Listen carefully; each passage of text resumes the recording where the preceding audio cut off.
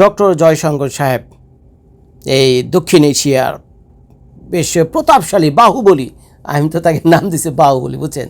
তো দক্ষিণ এশিয়ার বাহুবলী, নরেন্দ্র মোদীর ডান হাত, বুঝছেন? এই জয়শঙ্কর সাহেব ঢাকায় এসেছিলেন আজকে সকালে। আমি যখন ভিডিওটা করছি তখন আপনাদের এখানে গতকাল হয়ে গেছে এই খালেদা জিয়ার জানাজায় অংশ নেওয়ার জন্য এবং তার শেষ বিদায় একটা ব্যাপার আছে না, তো সেই সৌজন্যমূলক একটা কার্টিসি কলে উনি এখানে এসেছিলেন। তো এখন জয়শঙ্কর সাহেব আসলেন ঢাকাতে। উনি প্রায় 5-6 ঘন্টা ছিলেন।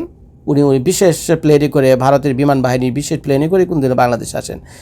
এখন বাংলাদেশের সাথে যেহেতু ভারতের একটা খারাপ সম্পর্ক এখন চলছে, তো জয়শঙ্কর সাহেবকে নিরাপত্তা দেওয়ার জন্য বাংলাদেশ সরকারের পক্ষ থেকে যা যা করা দরকার সব কিছু করেছে। এবং এই মুহূর্তে যখন আমি ভিডিও করছি উনি ভারতে চলে গিয়েছেন।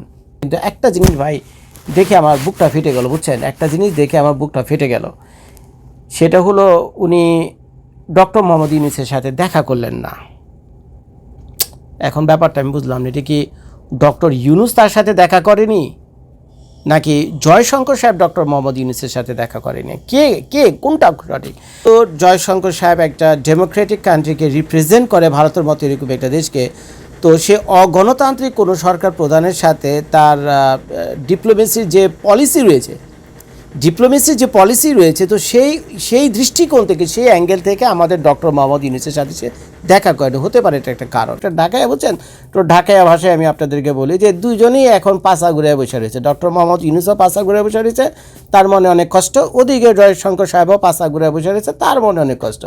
জয়শঙ্কর সাহেবের মনে কষ্ট হলো, মিয়া তুমি কে? তোমার আমি চিনি না, তুমি কি বাংলাদেশকে রিপ্রেজেন্ট করো? এই হলো জয়শঙ্কর সাহেবের ভাষা, তার মনের কথা। ওদিকে এলো ডক্টর মোহাম্মদ ইউনূসের মনের কথা হলো যে বেটা তুই কে? তোরা এতদিন আমি রিকোয়েস্ট করলাম শেখ হাসিনা বাংলাদেশে, বেটা আমার কথা শুনোস না, তোর লগে দেখা করো না, বুঝছেন? এইভাবে পাশায় ঘুরে একে অপরে বেড়েছে। তো এখন ভাই এমনি করলে তো হবে না, বুঝছেন? এমনি করলে তো সমস্যার সমাধান হবে না। তো উচিত ছিল ডক্টর জয়শঙ্কর সাহেবের, যেহেতু বাংলাদেশের একটা বাজে পরিস্থিতির ভিতরে পড়েছিল, শখ করে তো কেউ আর ইন্টারিম গভর্নমেন্টকে বসায় না, বুঝছেন? তো তা তো জানার কথা। তো চাইলে উনি কিন্তু একটুখানি ছাড় দিতে পারতেন, ইউনূস সাহেবের সাথে বুঝতে পারতেন, বুঝছেন? তো উনি বাড়িতে আসলো, ঘরে ঢুকলো না, দেখা করলো না, চলে গেল। তো এটা তো ভাই আমাদের ইজ্জতে লাগছে। আপনারা অনেক ফ্যান ফলোয়ার আছেন পশ্চিমবঙ্গ থেকে, আমার ভিডিওটা দেখেন ভাই, আপনারা কি বলেন ভাই? আমার তো ভাই ইজ্জতে লাগছে। তো জয়শঙ্কর সাহেব কাজটা ভালো করেনি ভাই। ভিডিও শেষ করার আগে আমাকে কথাটি বলতে হচ্ছে, ভাই জয়শঙ্কর সাহেব কাজটা ভালো করেনি।